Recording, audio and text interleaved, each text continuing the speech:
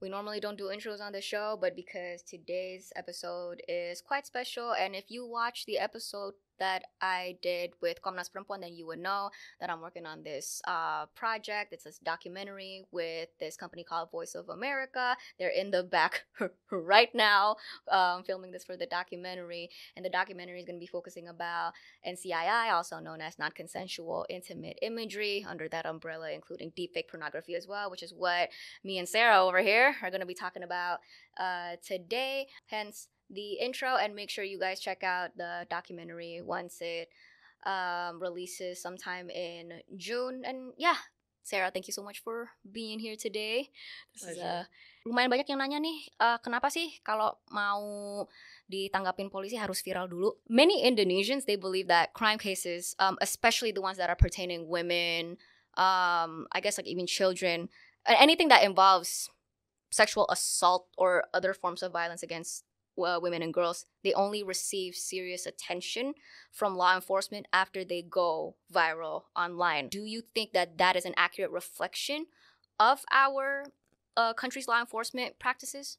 Yes and no, and I'll explain it this way. Number one, anything that goes to the police, I think has a different, like they react to it differently depending on a few factors. Okay.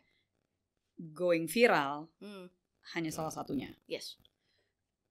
Mungkin I try, and the reason why I say no is because coba kita pikirkannya dari segi inilah.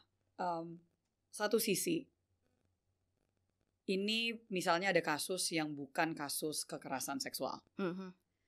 Just a normal kasus, litigation, let's say. Sure. Right?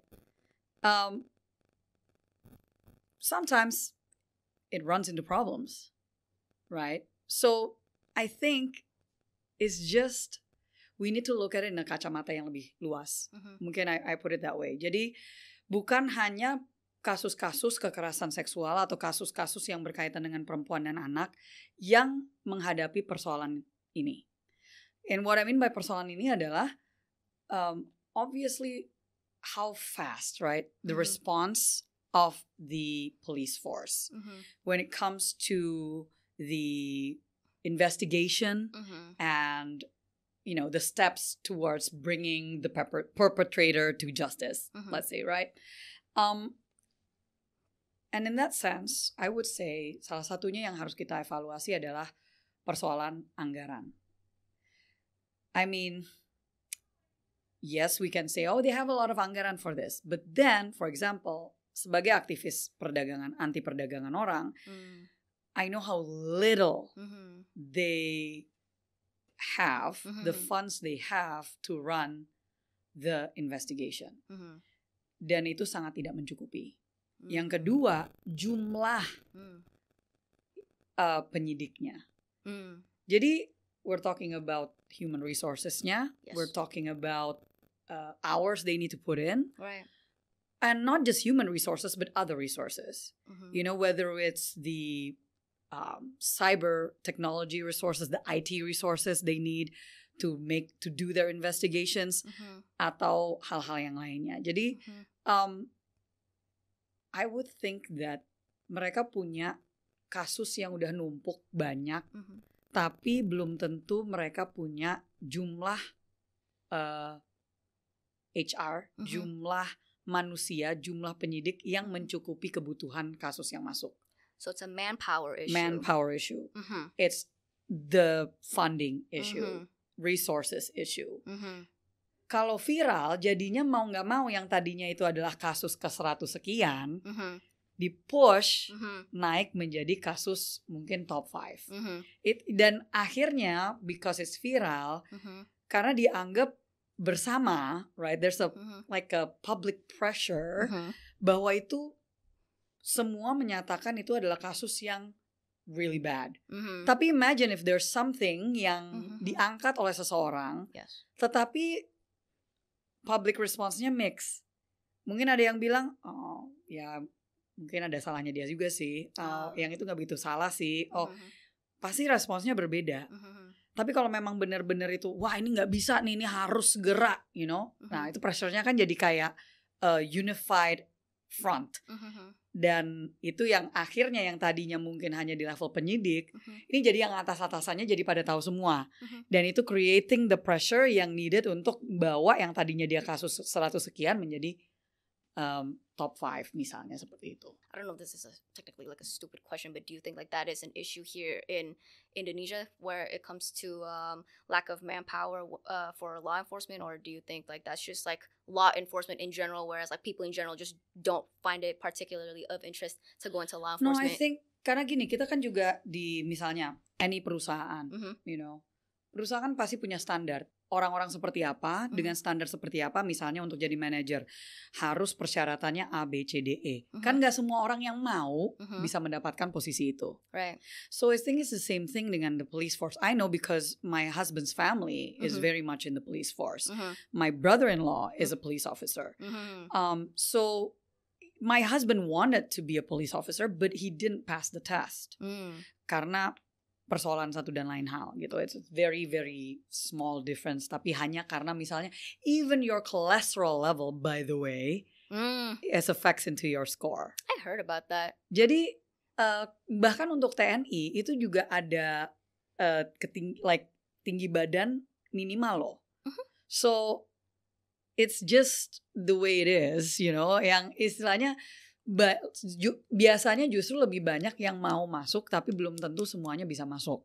Okay? Right. But again, kadang-kadang kalau kita bicara tentang ya itu perlu, I would think ya itu akan menjadi bahan evaluasi, you know, reguler by the police force oleh Kapolri dan seluruh jajaran pimpinan untuk melakukan evaluasi apakah mereka sudah cukup SDM-nya atau belum, do they need to add, how are the people meeting the requirements, karena kan jangan sampai kita menurunkan standar just to make sure we have enough, karena I don't agree with that. Sometimes we only need 5 to do the job of 20 people who are mediocre, you know what I mean? Right, yeah. So I don't believe numbers are necessarily, but they do need to evaluate whether the ones that are already there are overwhelmed and they need more help or not, and that's just normal. Right, quality over quantity. Yeah. Right, and speaking of quality, actually, that's my that was my follow-up question on. You said lack of manpower. It's a funding issue as well. Yeah. What do you think about the argument of the quality of the current manpower that we have in terms of law enforcement's ability to apply their laws and legislations equally in every single jurisdiction, I guess is the question. Because I just learned of this thing how in Indonesian law schools, one of the first things that they teach you is how there's das Sollen. I hope I'm pronouncing this correctly. There's das Sollen, how things are supposed to be per the written law, and das Sein, how things are per the way people apply the law. So a lot of the times, I'm sure this is a common criticism. That's a very legal jargon, by the way. Yeah, very legal jargon. I literally just learned about it. And I hope I didn't mispronounce that. But as in to say, and I'm sure you've heard this as a common criticism where, you know, the laws are there to protect society's most vulnerable, to protect the people, but it's not, the issue is often in the implementation of it. Ya kan banyak yang bilang it's tajam ke atas, tumpul ke bawah, that kind of thing, right? So in terms of quality, there's always room for growth. Of course. We're not perfect. And I'm not even saying that as like a, you know, brushing it aside kind of thing. I'm actually, I mean, it's just the truth. It's just the way it is. Karena apa? Pemahaman tentang hukum itu akan selalu berkembang. Because again, as you said, you just mentioned the whole, you know, how it's said and how it's interpreted can be two very different things. Yes. For example, misalnya ada undang-undang anti TPPO, which is my field, right? The anti-human trafficking. Itu dibuat di tahun 2007. When it came out, I mean, the world was saying, wow, Indonesia is amazing. The law is quite ya holistic lah bisa dikatakan. You know, it's ahead of its time. Some countries were still having a hard time passing theirs. We did it gitu kan. Tetapi sekarang dengan kita berjalannya waktu, we are finding out bahwa implementasinya itu tidak semudah itu, right? Whether it's from the side of pemahaman dari what you were saying, pemahaman dari pihak aparat penegak hukum. Atau memang rupanya literal translation dari bahasa Inggris ke bahasa Indonesia belum tentu mencakup meaning dari kosakata yang ada, gitu, yang digunakan, vocabulary yang digunakan di dalam undang-undang itu, belum tentu membawa the same meaning as it does in English. Jadi akhirnya makanya kita I was one of those yang memperjuangkan undang-undang yang sekarang dikenal sebagai TPKS, karena ada loopholes di dalam undang-undang TPPO yang tidak bisa ditutup kecuali kalau ada undang-undang baru atau kita merevisi undang-undang itu. So that's the thing, is like dengan kita berjalannya waktu, there will always be gesekan antara what the law actually states dengan condition of, contoh misalnya. Kenapa KUHP itu salah satu yang, jadi it's the kitab hukum pidana. So anything to do with crime itu semuanya di situ. Okay. You know, whether it's kekerasan seksual, whether it's hukum TPPO, stealing, mencuri, itu ada di situ.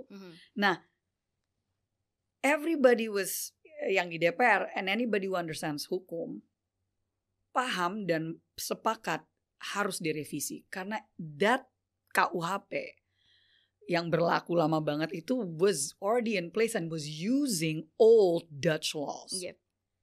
So orang yang mencuri sendal or mencuri ayam disamakan dengan orang yang mencuri berapa triliun rupiah.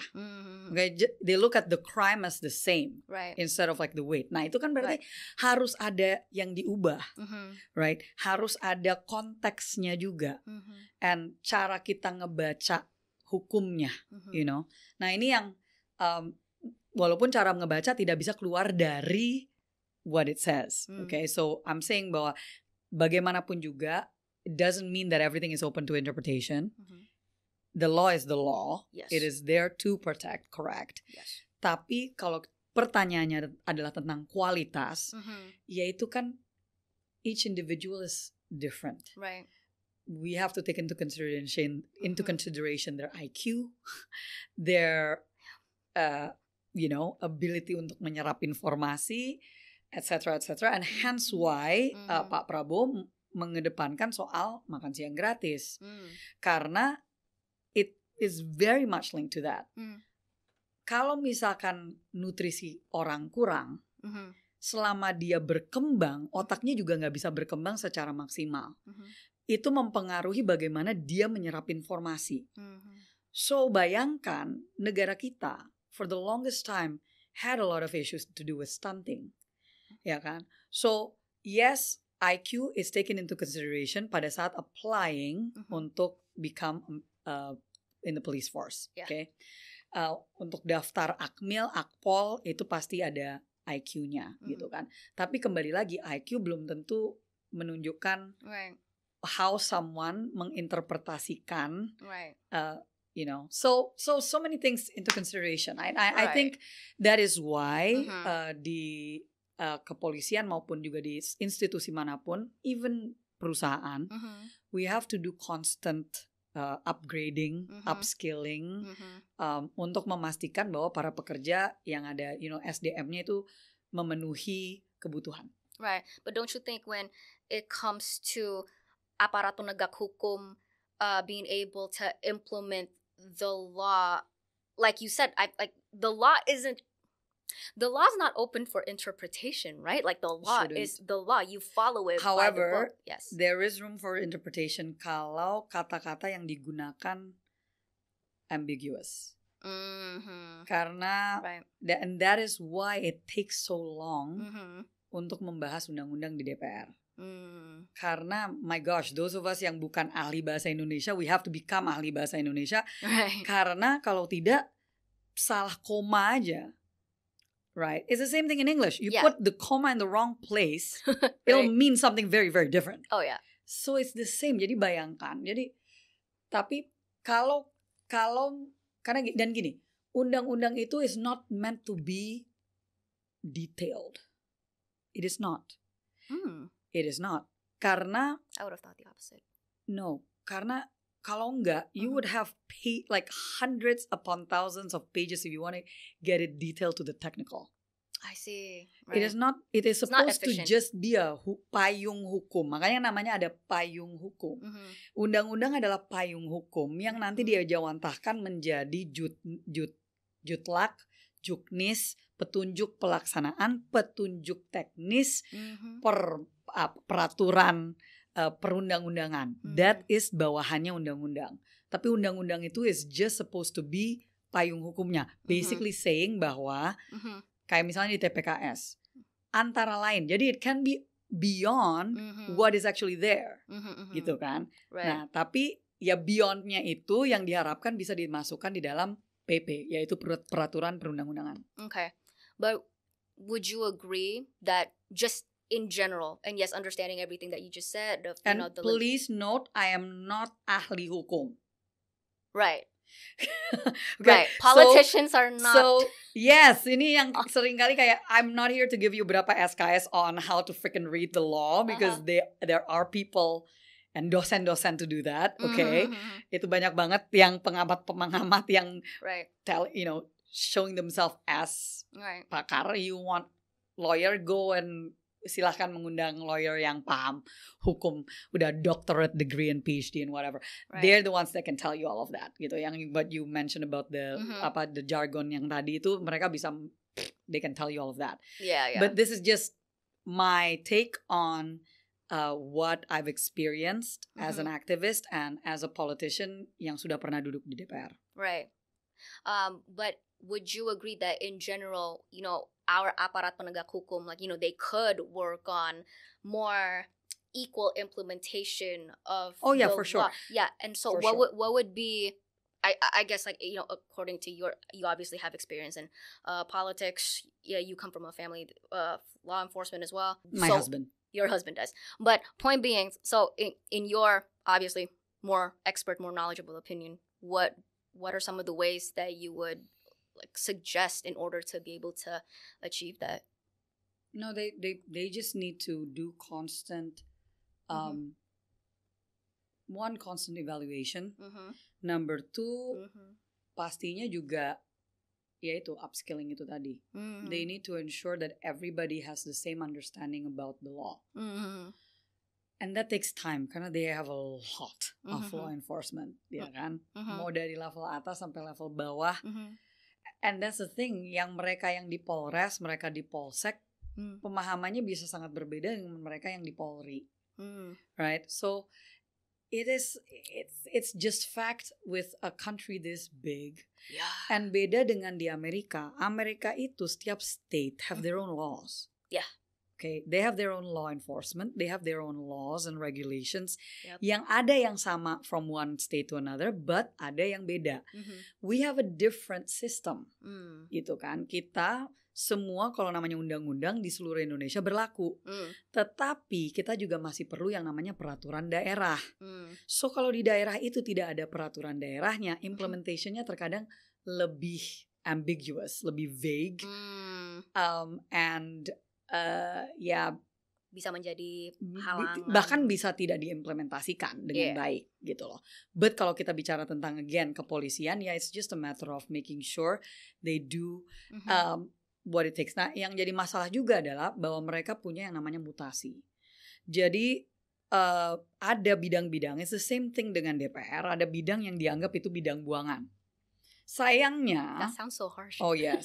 Sayangnya, perlindungan perempuan dan anak, unit PPA itu seringkali dianggap sebagai buangan. Okay? Atau ini yang even TPPO. Nah, even if it's not buangan, jadi misalnya they already establish Oke, dia berarti PPA itu khusus, mereka tidak mutasi, mereka memang stay di situ. TPPO seharusnya juga. Karena apa? They need to build their experience and their wawasan, ya kan, tentang kasus-kasus itu supaya they gain more experience sehingga menjadi pakar gitu kan. Tapi kalau mereka dimutasi terus, pindah dari satu unit ke unit lain, akhirnya what they need to do adalah di briefing lagi yang baru masuk, briefing lagi yang baru masuk kan. If you have to do that every year, ya imagine your resources keluar hanya untuk briefing orang baru yang padahal yang kemarin udah ada masih bisa di situ. Right. What I'm getting at is that there is a inefficiency in the use of existing resources, essentially. Well, it's just strategizing juga sih, and a change of mindset. Jadi jangan sampai mengira bahwa dengan mereka tetap ada di satu unit, itu nggak ada ruang untuk mereka naik kelas, naik pangkat, gitu kan. How do you naik pangkat from the, oh my god, what is it called? Buangan? What did you say? Bukan buangan sih. What did you? It's the same thing kalau di DPR ada komisi air mata, ada komisi mata air gitu kan. So it's how mereka bisa tetap bisa mendapatkan promosi, ya kan, tanpa. But I understand. Here's the thing. Side note. I understand bahwa untuk dia bisa naik pangkat dia harus sudah melalui A, B, C, D, E. Ya mungkin ada syarat-syaratnya itu gitu ya. Tapi hopefully ini kan aspirasi ya. Siapa tahu gitu. Siapa tahu dari pihak kepolisian can see bahwa dengan mereka stay di PPA, stay di TPPO, stay di misalnya narkoba, itu mereka tetap bisa dapat kenaikan promosi, naik pangkatnya itu tetap di bidang tersebut gitu. Tidak dilihat sebagai hanya salah satu dari sekian untuk mereka bisa naik pangkat. Tapi again, I'm not a pakar in the kepolisian, but this is what we've seen as our challenge. Right. Tantangannya sering kali yang kita dapati seperti itu. Right. Yeah, for sure. I want to ask a possibly controversial question. Okay. How much does the patriarchy seep into our laws here, in your opinion? Laws, I think I need to put it in separate sectors. One thing, misalnya di politik, I'm one of those yang justru tidak setuju kalau dikatakan bahwa politik sexist. It isn't. Why? Yeah. Contohnya, kalau misalkan ada, and I say this all the time, udah kayak kasat rusak. Excuse me kalau misalkan ada yang udah pernah dengar saya say this. So, kalau misalkan sebuah partai, dia lagi mempertimbangkan untuk pilkada, okay? Pilkada di kabupaten mana? Okay? Ada 2 orang, 2 kader nih, perempuan, laki-laki, yang mau maju untuk menjadi calon bupati di kabupaten itu. Contoh aja ya. Ini dilihat bahwa si perempuan dia populer, she has the popularity, dia populer, dia punya following, dia punya komunitas, dia memang sudah bekerja lama di daerah itu sampai semuanya udah tahu bahwa dia adalah si bunda ini, sampai panggilannya tuh si bunda ini gitu ya. So she does the work, she understands what it takes yang dihadapi oleh masyarakat di daerah tersebut. And she has financial backing. Yes. Dibandingkan dengan laki-laki, kader laki-laki yang sure dia loyal, tapi nggak begitu dikenal. Jadi kalau disurvei dia angkanya rendah, dan financial backing juga agak lemah. Who do you think the party would support? I mean, of course, I follow the money. Yeah, like the woman, the one that has the resources, and the capacity and the capability untuk get the votes, right? Okay. So genderless, right? It's pragmatic. So hence why I say politics is not sexist. They just see yang mana yang bisa dapat the most votes. Nah, the issue adalah, perempuan yang memiliki itu semua tidak banyak. Jadi bukan karena politiknya, tetapi karena realitanya, women in Indonesia face very many challenges untuk bisa di posisi di mana dia bisa dipertimbangkan on that level. Yes. Tapi that's the behind the scenes lah. Nah kalau misalkan kita bicara tentang policy making itself, selama perempuan-perempuan itu ada yang bersuara dan memberikan masukan, untuk itu bisa dipertimbangkan di dalam undang-undang, sebenarnya lawmakers have no issue. It becomes an issue kalau itu merugikan mereka. Contoh, misalnya nih, okay, let's just use a controversial issue, TPKS. Why did it take so long, blah, blah, blah. Aside from, I'm going to put aside the ideologies, okay? I'm going to look at the very pragmatic. Ada beberapa politisi yang takut undang-undang itu akan disalahgunakan with fair reason. Karena di Amerika it's been done.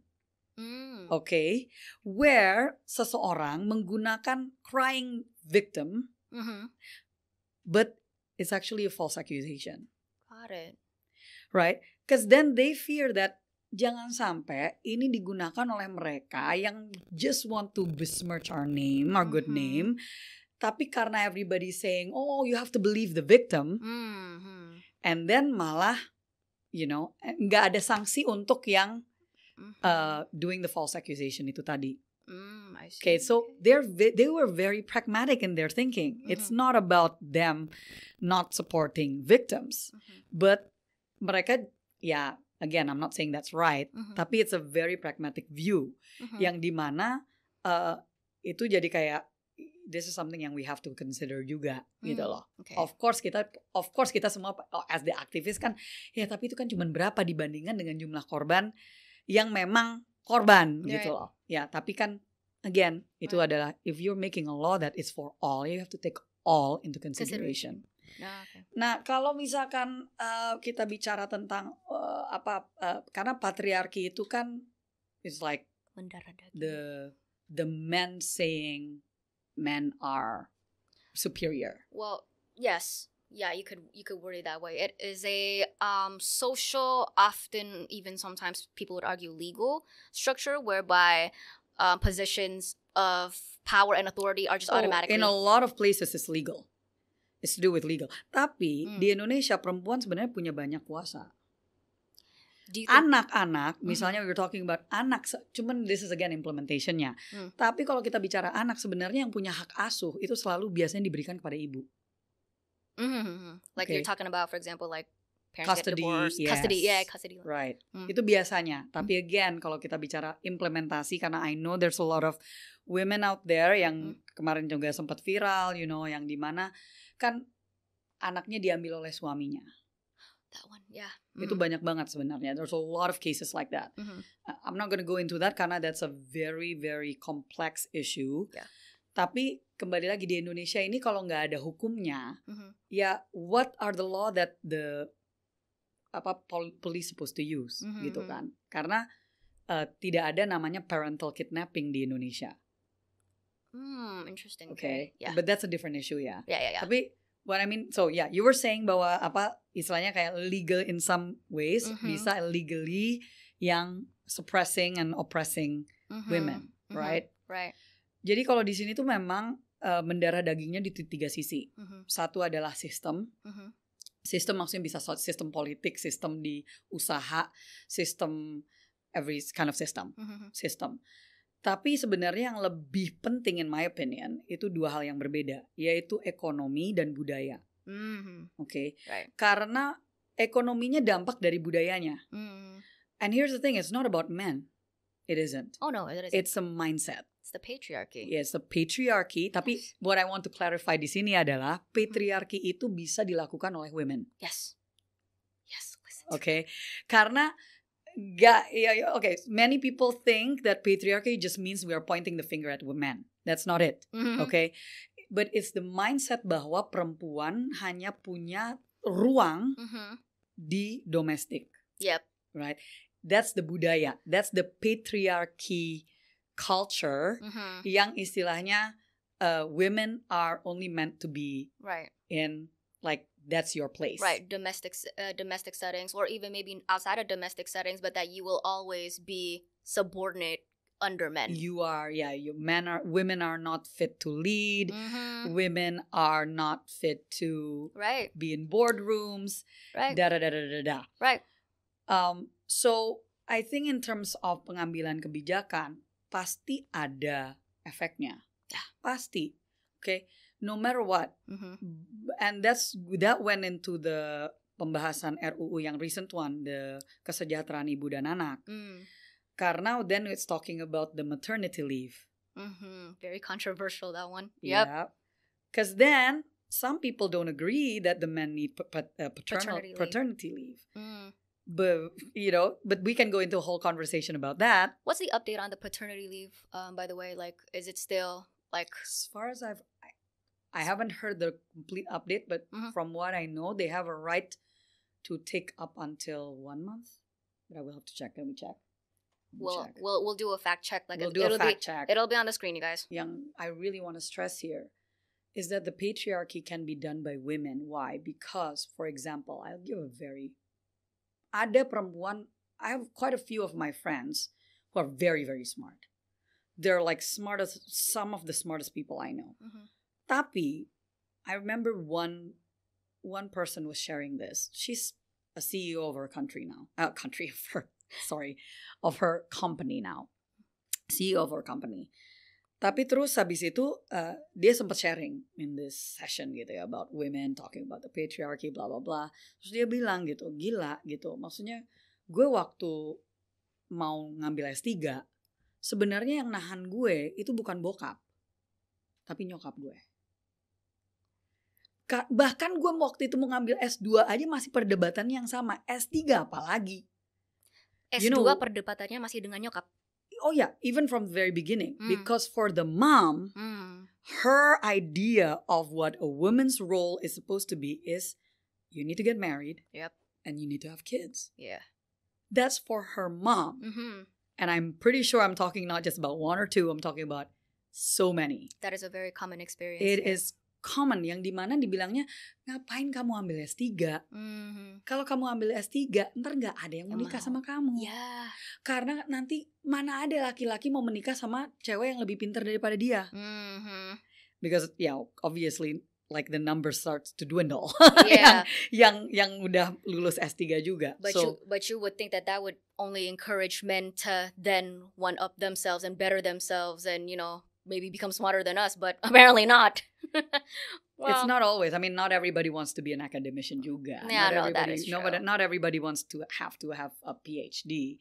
But the point adalah that we have women that are brought up, yang dibesarkan, tumbuh kembang dengan feedingnya tuh yang seperti itu. Internalized misogyny. Yes. In a way that's like, look, this is the way it's been done. This is the way I was raised. So this is the way I'm raising you. Yes. So this is the way you need to bring yourself up. Otherwise, you're bringing shame to the family. Then it becomes a whole different, kayak tekanannya jadi multiple, right? But mainly itu bisa datang dari, and I wanted to underline that karena it is not something that the men do all the time. Yes. And some men are very supportive of women. Some men, it's not even, maybe not supportive, but they're not in the way. But they don't care. They don't care. Yeah. It's like, as long as like I can do my job and I'm doing my job, like you do yours gitu. Most of them don't care. So, but it is the few that are very insecure that would get intimidated by women. Tapi ya sudah, itu kan it's just up to us whether we want to be around those people or not. Right, and let me tell you something about insecure people. Insecure people, for some freaking reason, are always so freaking loud. That too. Right? Do you think, I almost don't know if I should say a lot of our politicians or most of our politicians, pick whichever one. Do you think most or a lot of our politicians, lawmakers and law enforcement, do they genuinely care about the rampant issue of bringing it back to violence against women and girls in this country? Do you think that they genuinely care about that? Like, is that a priority for a lot of them? Most of them? No. Why'd you say that? Because for them, it doesn't affect them. Look, as long as, because people say all the time, oh, politicians are like this. Oh, lawmakers are like this. Mm-hmm. I'm sorry, but let's just use the words of Michael Jackson. Okay. Look in the mirror. It's like, well, I care. Okay, well, then why don't you run for House of Rep? You so easily criticize me. Well, why don't you do what I do? See how you fare. Try to walk in their shoes. See how you do it. And it's, look, we can criticize other people all day. We'll always find ways to criticize people. Oh, trust me, do I know. Right? So I'm not saying it's right. I'm just saying that that's just fact. That's just reality. Most people go into politics for power. And self-interest. Yeah. Self-interest, well, they need the power. Oh, yeah. Power is self-interest. Yeah, right? Yeah, go on. They need the power to do what they want to do. Right? So that's fact. Now, if you want to be part of the solution, don't just criticize. Do something about it. Unless you do something about it, then you're just talking and tong kosong nyaring bunyinya. Or the way I would put it, you're talking shit out of your ass. It's okay. If you don't want to say it, I'll say it. You say it, girl. Yeah. You say it, girl. Yeah, so I mean, it's just fact. Yeah. Look, it's just fact. Like, as long as good people, and this is why I got into politics, actually. It's when my father said this to me. Look, it's as long as good people decide, and it's a decision. When you do nothing, it's a decision. Yeah. Oh, don't kid yourself now. Don't lie to yourself. Don't lie to yourself. When you don't do anything, that is a decision not to do something.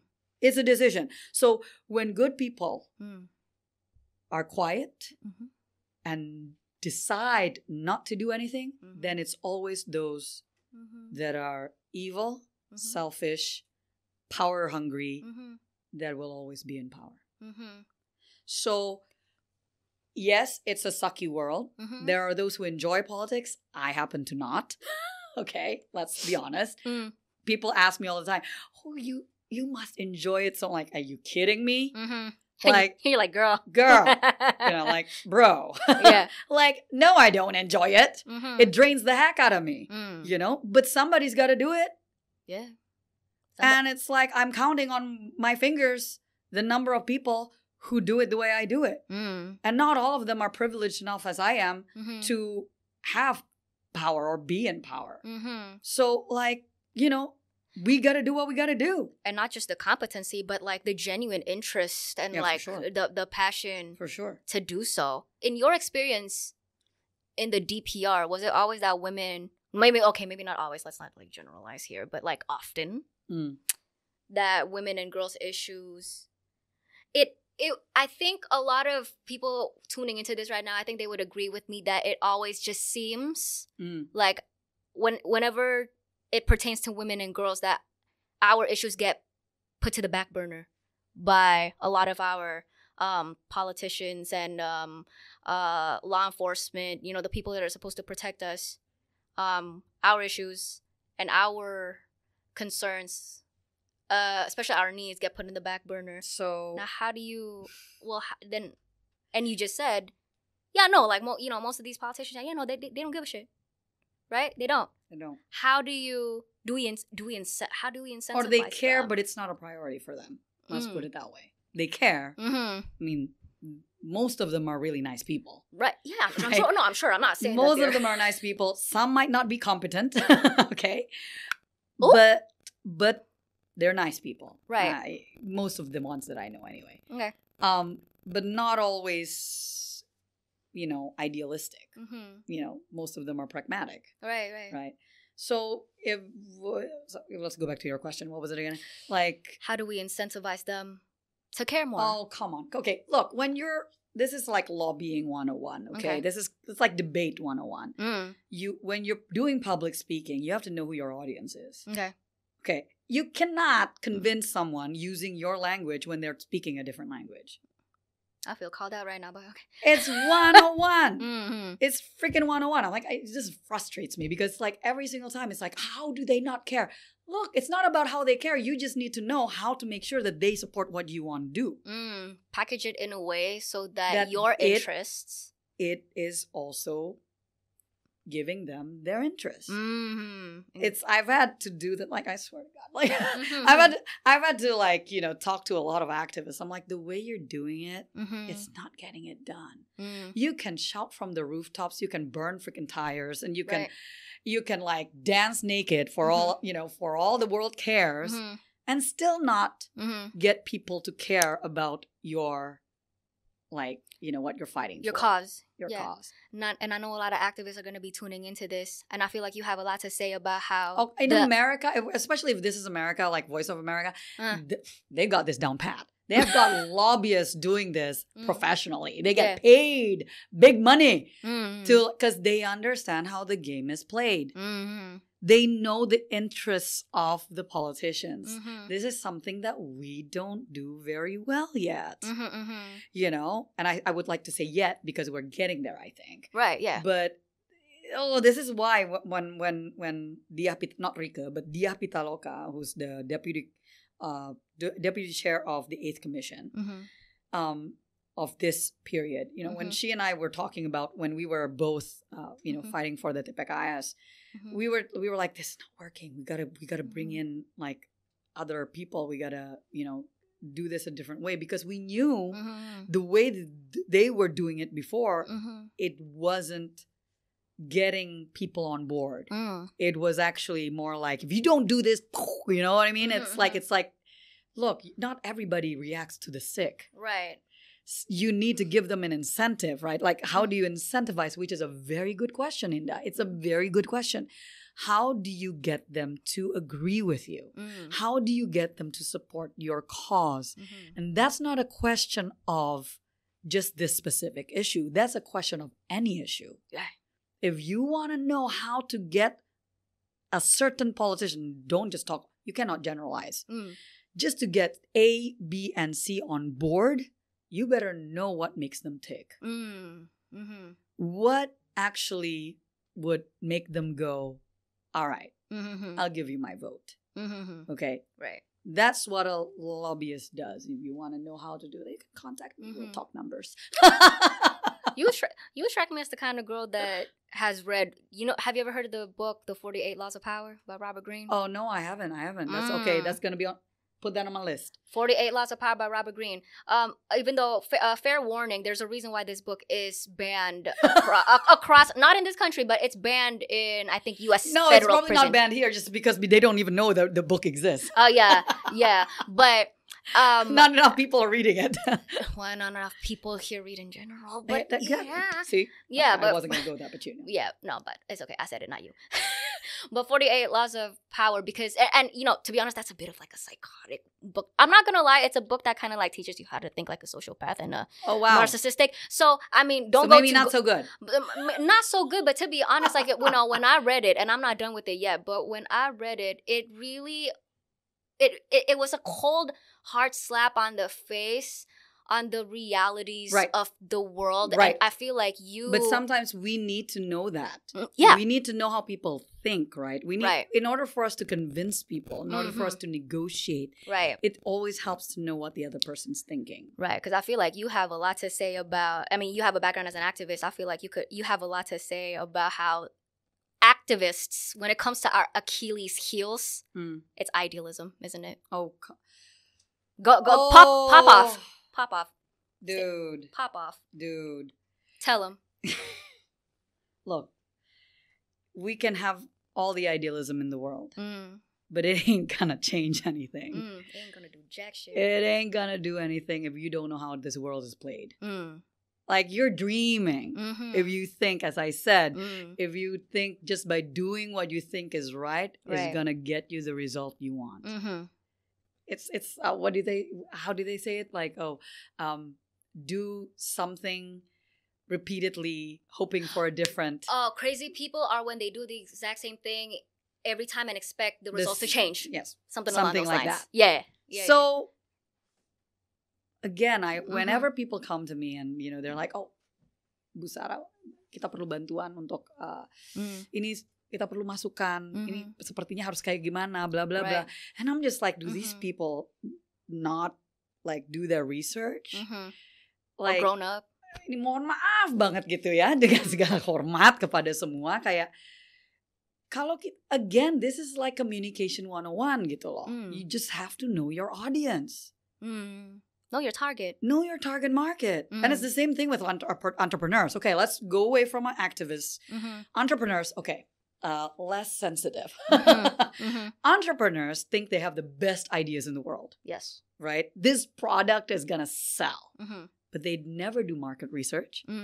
If you don't do market research, how will you know what your assumption is right? Like, it's just basic. You got to do market research. Yeah. Even if it's asking 10 of your friends whether they're going to buy and if they will buy at what price. Even if it's just that. And why? And in what packaging, you know? I mean, market research. Like, dude, like all the best products and all the best companies that sell retail, they market research the heck out of every single product, out of every single branding, every single packaging. Ya nggak mungkin dong kita tiba-tiba masuk and then no, they're just everybody's gonna love it, everybody's gonna buy it, right. So it's simple, like it's sesederhana itu juga gitu. Jadi jangan sampai idealisme kita dan our assumptions justru menjadi batu sandungan untuk get the goal. Jadi every time they come to me, I always ask them, tujuannya apa? Then you need to ask yourself what your values are. Kalau your values are A, B, C, and there are going to be some things that you have to do that goes against your values, then you have to be okay with not reaching your goal. People always say, like, you know, what it takes to become a politician, you got to be able to compensate on certain morals. Play moral chess, essentially, right? I would say that's accurate. Which is why I'm not a politician. I'm only in politics. I'm a politician perhaps by title. Yes. But by heart, I'm not a politician. Because most people, and that's what a lot of people don't get, right? I know they talk don't get about back. You or don't get about me, because they assume that if she's in politics, she's got ambitions, and I don't. And that's why it's like people are like, why didn't she do this? Oh, she could have done that. Oh, she's so stupid. She didn't do that. Like, she could have just asked for this. Why didn't she ask for this? Oh my God! Like, and it's like, bitch, you do it. No, it's like, you want it, go for it. Because I ain't asking for it because I don't need it. But they need it because they need it for power. They need it for their own self-interest. My interest is not in the positions I get. Because I can do what I need to do wherever I am. Period. I mean, like, serious talk here. Like, in terms of wanting to incentivize, right? To motivate. In order for justice to be served, like, there needs to be intrinsic motivation from the people in power for them to actually deliver the justice. Now, and sometimes you could... Okay, here's the thing as well, right? People talk to the wakil rakyat, ya kan, yaitu dia anggota DPR. They tell them, you know, you need to care. But they already passed the law. They've already done their part. And then what's next? It's no longer in their hands. It's in the aparat penegak hukum. So it's like, yeah, we can talk. We're going to be like freaking kasat rusak, which most of the time that's what happens. Yeah. Tapi eksekutornya itu bukan di DPR. So it's like, what do you expect the DPR to do? DPR tuh tugasnya hanya 3. Membuat undang-undang, mensupervisi undang-undang itu berjalan, mengetok anggaran. That's it. If you talk to them hoping bahwa mereka yang akan melakukan sesuatu, itu di luar wewenang mereka. So please study a bit of politics, people. Come on, gitu loh. Again, you need to know who your target audience is. If you're lobbying, know who you need to lobby. And speaking of targeting and knowing who to lobby, so when it comes to these like kasus, and you know, especially people are vocal about it online, and it tends to like go all over the place. Right. Who should they be going to? Who should we be going to? Kalau misalkan about kasus, ya kan kembali lagi, I always say to them juga, itu kasusnya sudah dilaporkan atau belum, right? oh kalau sudah dilaporkan, oke, sudah di tahap mana? Like I always talk pragmatic karena istilahnya this is a country of law, bukan jungle law, gitu loh. It's not supposed to be, gitu kan? Kalau misalkan itu sudah di tahap mana, then yes, ngomong dengan wakil rakyat, bukan untuk mereka melakukan sesuatu, but simply bisa nggak untuk memberikan tekanan. Kepada, kembali lagi, it depends on who you talk to. Kalau misalkan ngomongnya sama yang di komisi to do with keuangan, beda lah dampaknya dengan mereka yang di komisi penegakan hukum, which is komisi 3. So again, do your study dulu gitu loh. Jadi istilahnya kayak nggak mungkin lu ngelobi satu DPR, right? Atau kalau nggak dengan bidangnya, then you ngelobinya harusnya, oh my gosh, it's so sorry, this is like SKS berapa, you know, about, tapi it frustrates me so much. So kalau bukan di yang berkaitan dengan bidangnya, then you talk to your wakil rakyat. Jadi misalnya kejadiannya di Jakarta Selatan, ya carilah wakil rakyat dari Jakarta Selatan, mulai dari DPRD-nya, which is why you're supposed to know who your wakil rakyat is. I was just gonna say, I don't feel like a lot of people know. Well, go look it up, it's actually there. Di websitenya DPR, by the way, you know, it's not that difficult, Google it up. So like, you know, no excuses, sorry. So go, you know, find out who your wakil rakyat is and contact them. And guess what? You can always go ke kantor DPR. You know, yes, untuk meet with them people, you usually need to set up an appointment. Yeah, that's just. I mean, that's just protocols. Yeah, courtesy. That's just common courtesy, man. But istilahnya make sure kalau misal, karena apa? Karena here's the thing, you're talking about incentivizing. Then it is in their interest that their constituent is taken care of. Okay. If you go to somebody else's, istilahnya you're sebenarnya Jakarta Selatan, but then you talk to someone wakil rakyat dari Jakbar, mana kayak, or from Banten. Jauh banget like Banten. They're not gonna do anything about it because you're not. Karena here's okay, and one thing juga I'm gonna set the record straight. Pada saat kita sumpah jabatan, it is not untuk memperjuangkan kepentingan rakyat Indonesia as in seluruh. It is not. Sumpah jabatan kita adalah memperjuangkan aspirasi masyarakat di daerah pemilihan. Within our own districts. Yeah, district. So again, you can definitely mouth them off if you want, if they don't help you, padahal dia adalah your wakil rakyat. Tapi again, understand what their authority is about gitu loh. Karena bukan di mereka juga. Jadi kalau misalkan kita lagi lobbying again, kan seringkali I get tagged on so many different things, thinking that I can save the world, okay? Yeah. Which I can't.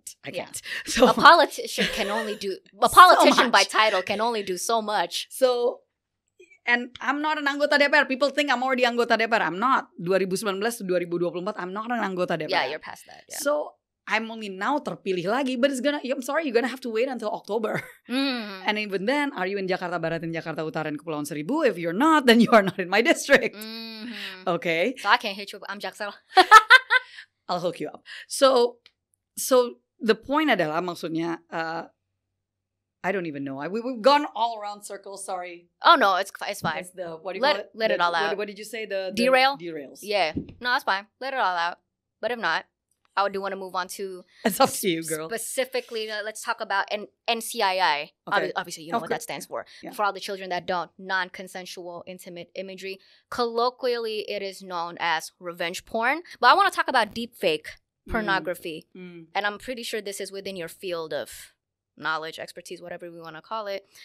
We're obviously, I think all of you politicians and lawmakers, like y'all are aware of how we are living in this digital age and how there are technologies so powerful that inevitably when it falls into the hands of evil people is going to be used for evil purposes. Right. Deepfake pornography is a very rampant issue, and everybody's just wondering now, like, why don't we got laws specifically for deepfake content?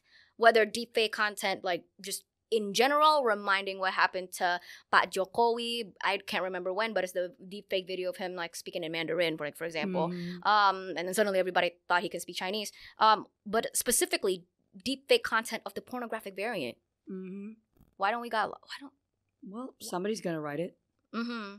Look, here's the thing: a lot of the laws that are passed on, and we have hundreds already in line di DPR. So if anybody thinks that this is something that we need and you can spend resources on it, write the darn law. And then bring it to DPR. But because here's the thing, everybody's like thinking like, oh yeah, that DPR should do it. Dude, we got hundreds of laws already in line. So you are saying, like quite literally anybody watching this right now, if you got the resources and you got the time of day to like literally Which is what TPKS was. I mean, that was done by Komnas Perempuan with a lot of backing dari academicians and blah, blah, blah. But it wasn't DPR. It was them who wrote it and then they brought it ke DPR. Could you be a group of just like random... Komnas Perempuan is an organization. Yeah, but you can be a random person and then you can try to lobby somebody in DPR to propose it for you. As long as you got the resources and obviously the time of day to like be writing all of those. And guess what? I'll give you an input. Use AI. That ain't a bad idea, Sarah. No, I know. Do you ever hear the complaint that no matter how much evidence and proof that victims bring forward to law enforcement, though, it's never enough for one reason or another? Do you ever hear that? I think it's really depending on how well you read the law. Quite a lot of people that I've met, they think like, ini udah cukup, seharusnya. Well, I'm not the expert, jaksa is.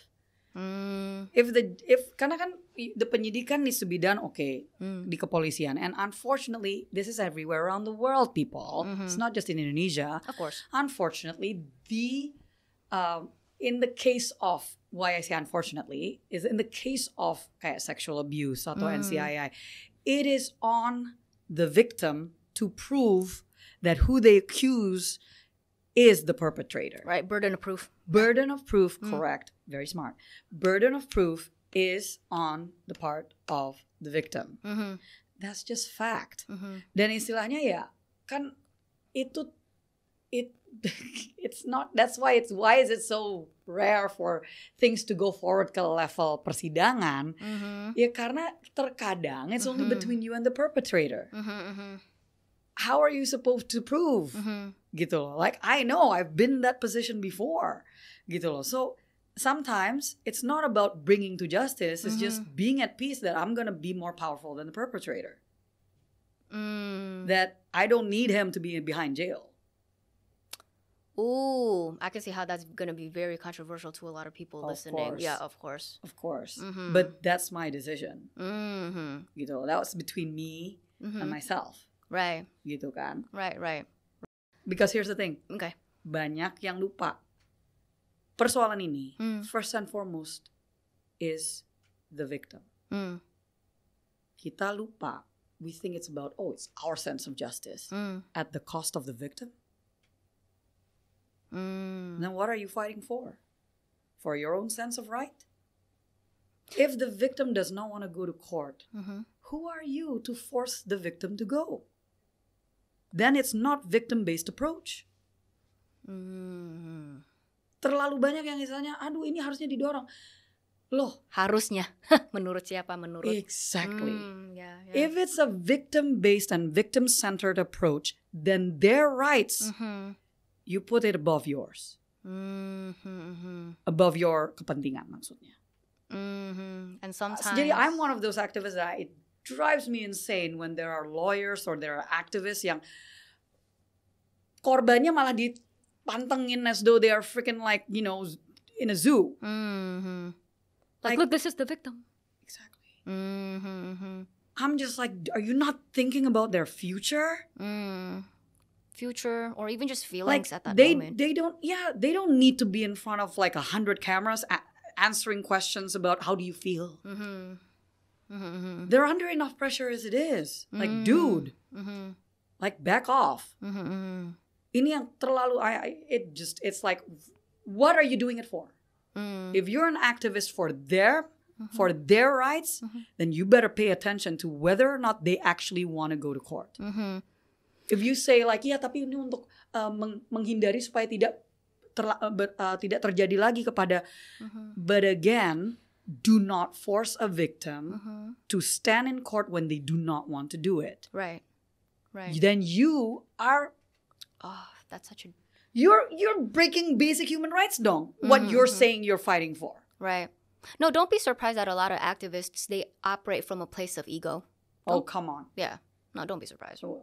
Yeah, no, you're not surprised. I'm not surprised. Yeah. That's why I'm saying this. Yeah. And I know some that it's all about their organisasi. It's about their what they do and blah blah blah. They don't even want to know about what other organisasi is doing. Right. And it's about whether or not they're on the press release and apakah mereka yang ngomong di depan kamera. Yeah, it drives me insane. Right. Oh, that's such a double-edged sword, because at the same time, like, you have to walk the fine line between, yes, respecting the victim's wishes, that they just don't want to go through with legal proceedings, and like they just want to sweep it under the rug, essentially, right? But at the same time, I can see the argument on the other side that would say that is perpetuating a culture of complacency. These are things that need to be brought to light. But and there are ways of doing it without forcing people. No, I agree. But that's a very thin line. And trust me, it's in any activism. It's in any activism. It's and I'm one of those that's like, well,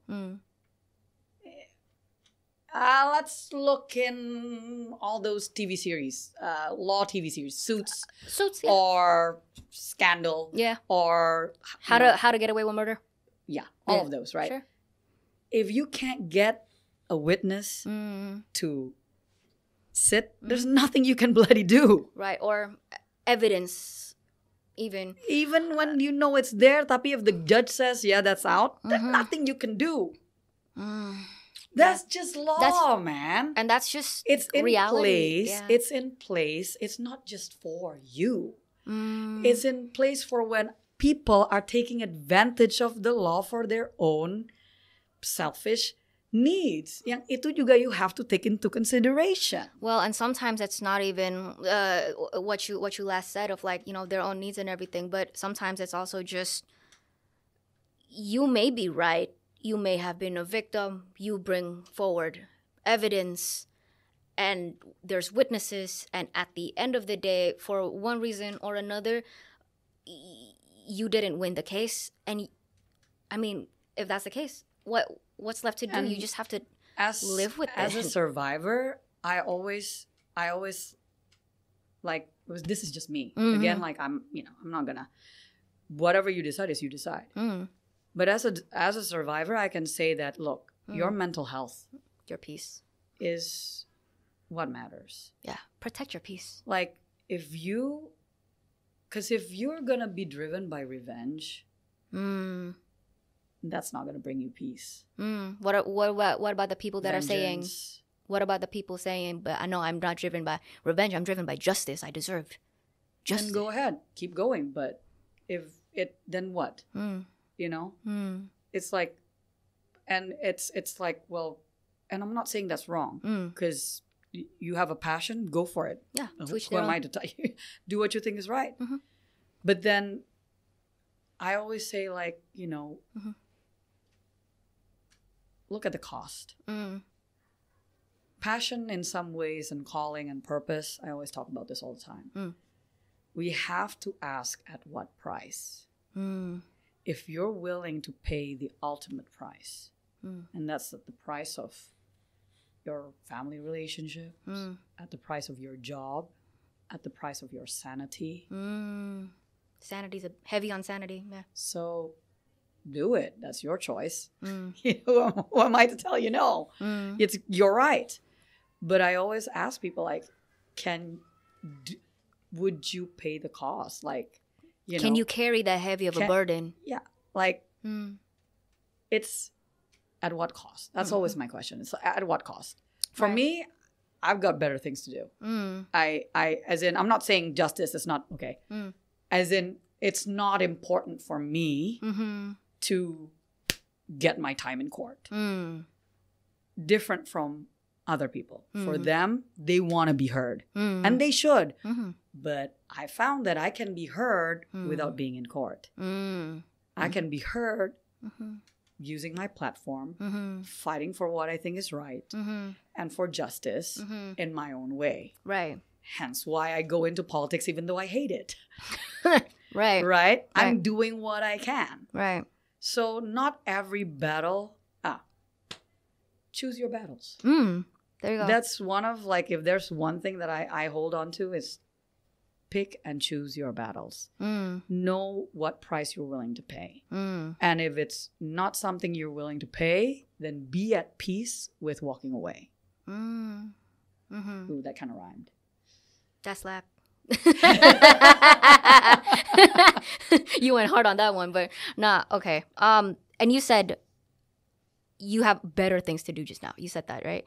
Well, something along those lines. Yes, because as in my context. Yes, in your context. In my context. And actually, like, other people have their own context. Yeah, for sure. Bandwagoning off of that.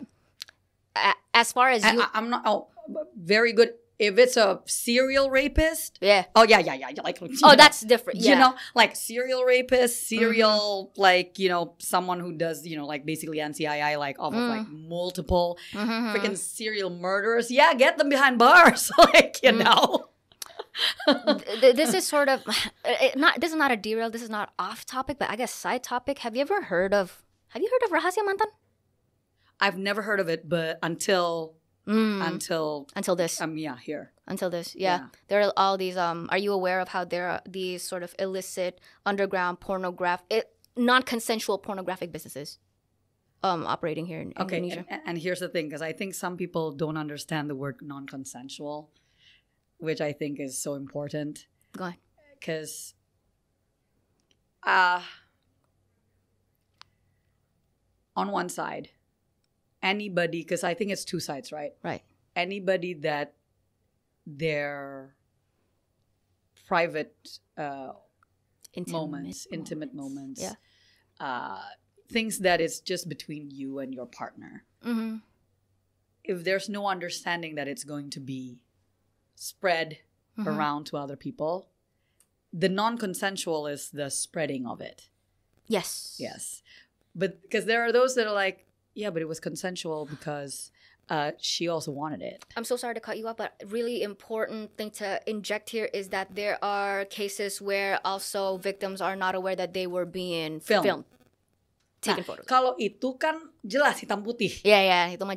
Okay, but sometimes kan ada yang they're doing it willingly. Yeah, fair. But they are not aware that that's going to be used. Yes. Jadi ini yang I'm saying ini ada konteksnya yang berbeda-beda. Yes. Right. Okay, now let's go back to your context. Yang the one that you're I just wanted to ensure that people understand that we know that there are different contexts.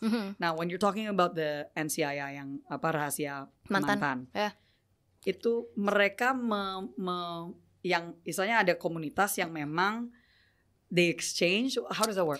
So basically, and by the way, I think they ganti nama kan ke Barter Premium. Yeah, they changed their name. I made them go viral because of a form. I don't know if you saw this sometime last year.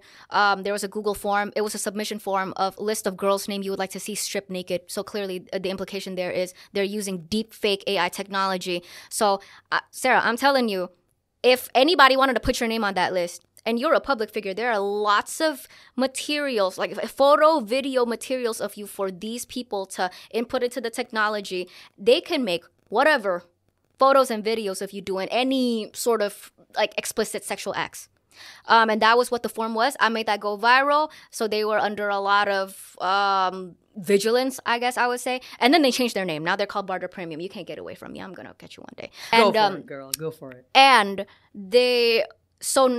I guess their main business model used to be, before deepfake technology became more accessible, what you were saying, intimate photos that either that you as the victim, you participated in the taking of the photos, but the spreading was not consensual, or the other one that I mentioned where They were not aware. Damn, I didn't even know that he was. Yeah, that's right. Yeah, taking photos of me.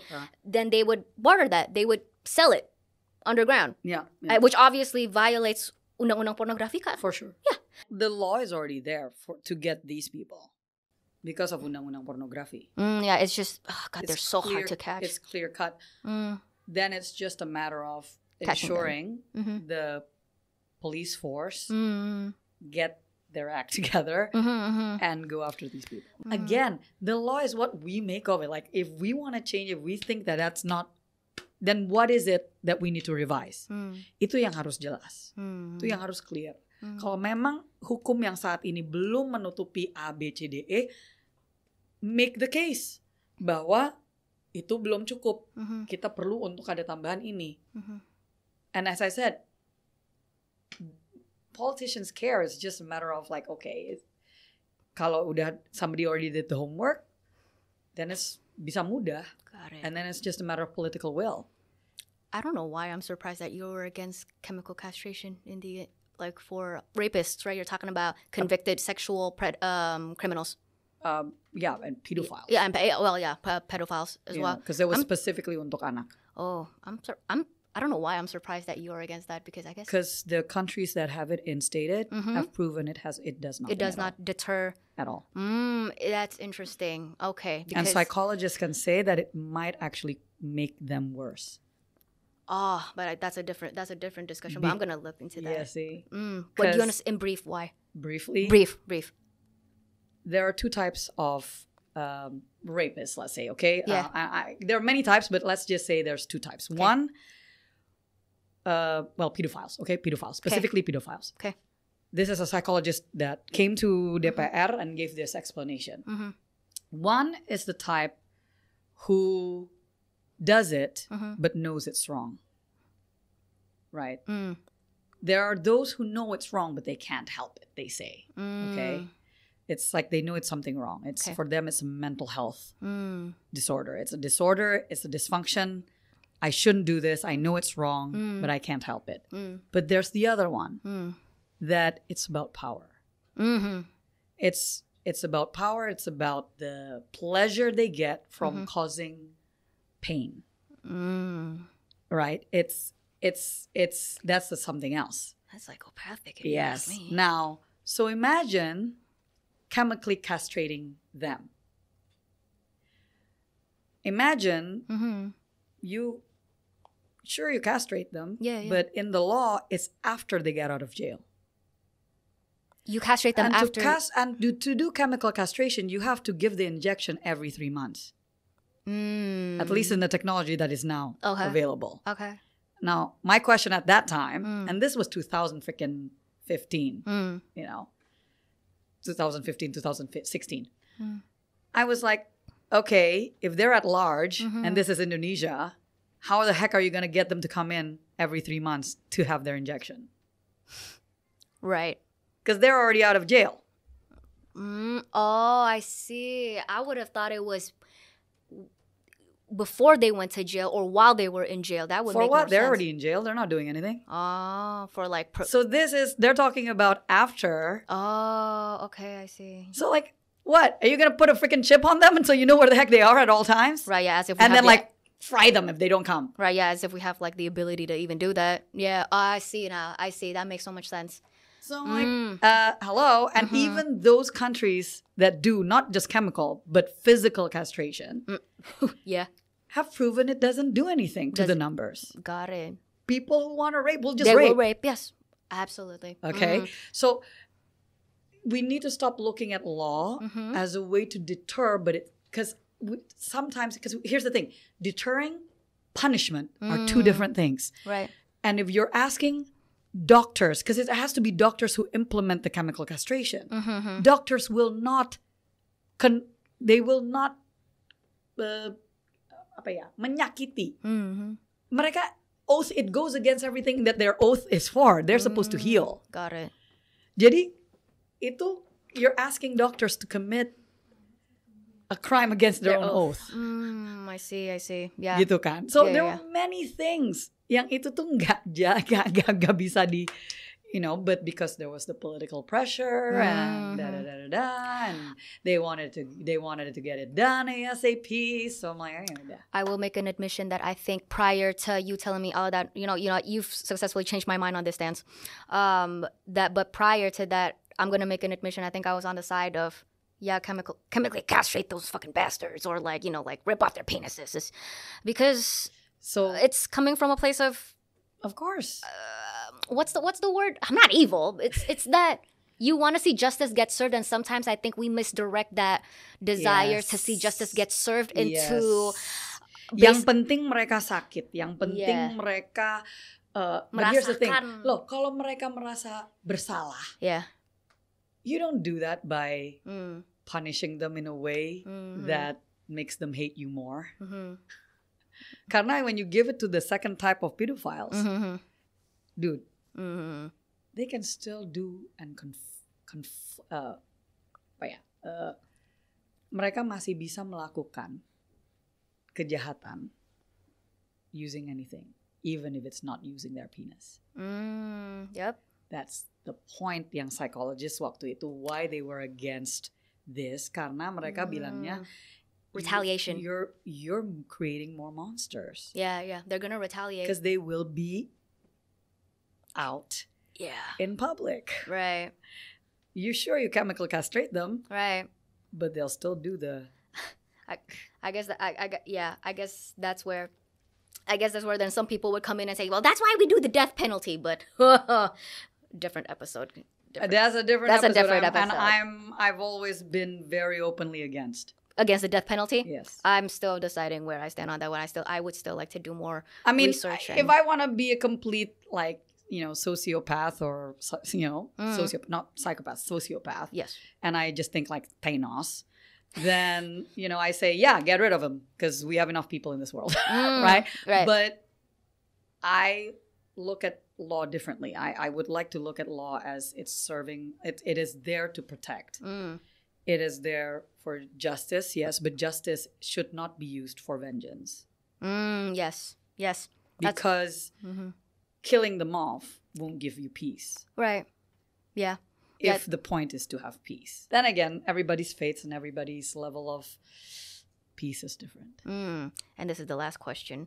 So where do you stand on stringent penalty, enforcing more keyword? Actually, no. I wanna just one little thing on that. Derails, right? We love it. Go for it. Just one little thing on that. I always put it. I was in an ethics class one time. For college? College, right? Okay.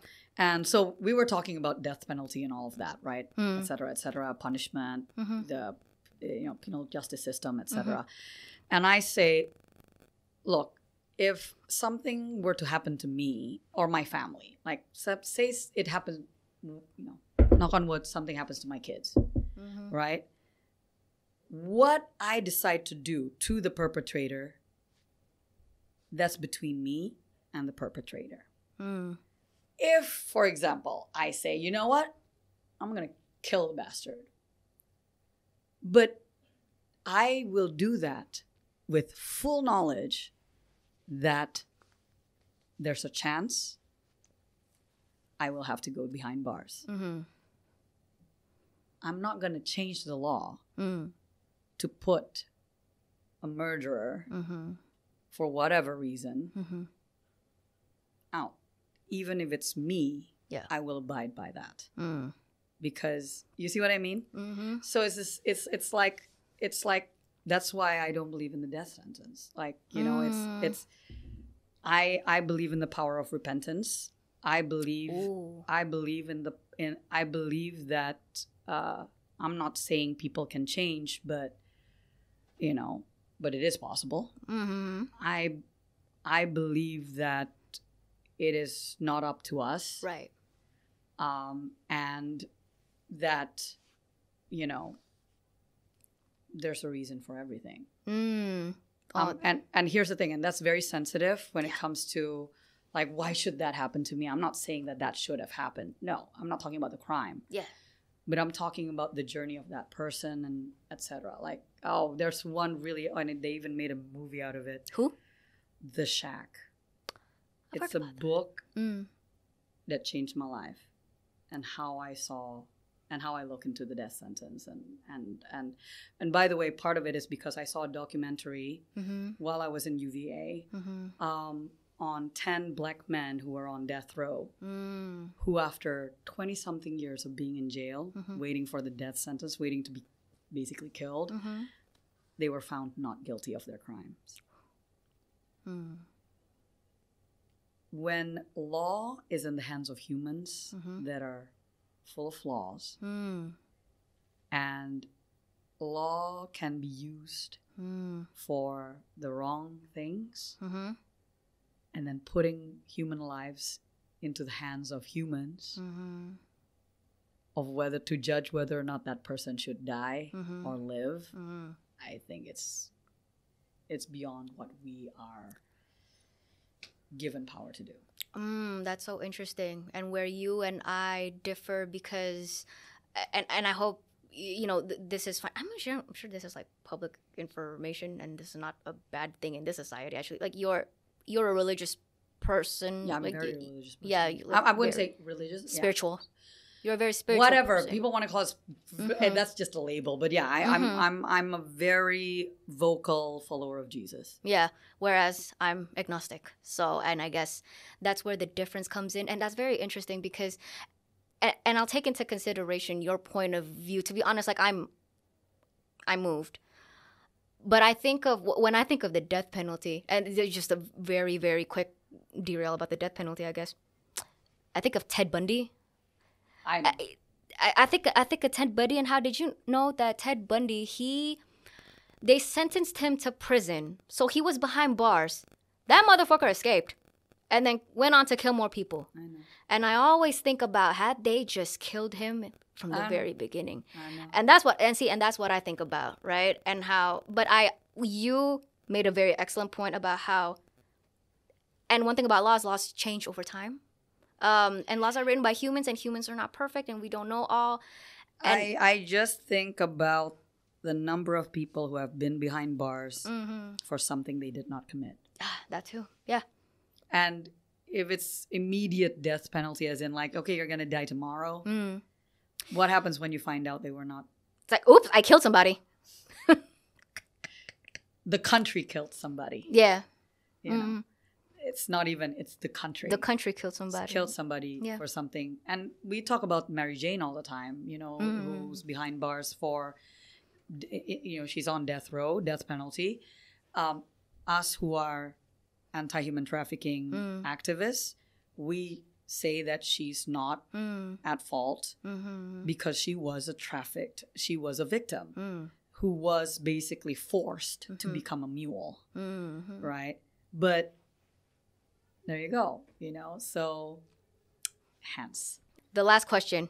Where do you stand on enforcing more stringent penalties for perpetrators of sexual violence, including those involved in the distribution of NCII/deepfake pornography? Or... Okay, can we get more specific? Like, what do you mean? I'm not talking about the case or the Do you think crime. we should be enforcing more stringent penalties? My question is stringent. What do you mean by stringent? Longer sentences, perhaps? Maybe that's how some people would define it. Longer sentences. Karena kalau yang di perlindungan anak, itu udah sampai life. Itu buat anak. Kalau buat, what about for, I guess not anak then. What? Kalau yang di TPKS kan kalau nggak salah maksimal 15. We can look into it. But okay. I think ada yang again, it's either maksimal 15 atau again, I think a life sentence is already it's the maximum you can go if you don't believe in the death sentence, right? That's if you're found guilty. Okay. Nah, tapi kan istilahnya sekarang aja untuk perdagangan orang, most average is like 2 years. Exactly. That's the because they can hardly ever get the boss. Yang biasa didapat ya supir. All the yang ngantar. People that were involved in, but they're not. Yang bisa diketahui oleh the victim, ya dia yang nganterin saya. Tapi kan victimnya kan nggak tahu who the heck the boss is. That's nuts. Yeah. Oh, that's nuts. So yeah, stringent, yeah, for sure. Longer sentences for sure. Tapi di undang-undangnya udah ada. It's just a matter of finding them And then it's a matter of keberpihakan aparat penegak hukum. I'm not talking about polisi aja, I'm talking about jaksa and hakim. Some of these hakims use the most ridiculous excuses to give lighter sentences. Oh, dia sangat sopan selama persidangan. Girl. I feel like I want to just like freaking choose like boom, you know, but ya udah. Nah, when it comes to that, it's not the police. Our hakim. Oh, Lord Almighty, please, we need like, oh, Tuhan. They need to go through like one of those online classes. It's not an online class. I don't know what they need, but they need something. Kalau me, I'll say they need Jesus. But that's just me. But like, you know, like that's a saying kan. Itu kan. Yeah. Ntar dibilang kristenisasi lagi. No, it's not. It's just a saying bahwa they need God. They need the fear of God in them. Harus lebih takut sama Tuhan dibanding sama mereka yang mengintimidasi mereka. And that's the other thing juga. You know, our lembaga perlindungan saksi dan korban juga harus lebih diperkuat. Because we don't have like, you know, it's not a real kind of like, what do you call it? Victim protection program. And unless you have anything more to say, that is it for this. Wow. That is it for this episode, you guys. I know that's a lot. I'm sorry. That was a lot, but no, thank you so much. You were so gracious with your time and energy to be on the show today. Thank you for inviting me. Thank you for being on. No, trust me, it is hard to get people to come on the show. But you came anyway, and I'm so glad. And thank you so much again, like, you know, for the documentary as well. And this is a project that I'm very passionate about. And you know what? I mean, shit, we'll see what happens after this documentary if it makes a lot of noise. And we'll see what that noise does, right? Sure. And that is it for this episode, you guys. Be sure to like, comment, and subscribe, friends. All of her information is down below, even though obviously, like, people already know you. But that's it. Tune into the documentary sometime in June. I'll announce it. Okay. Bye.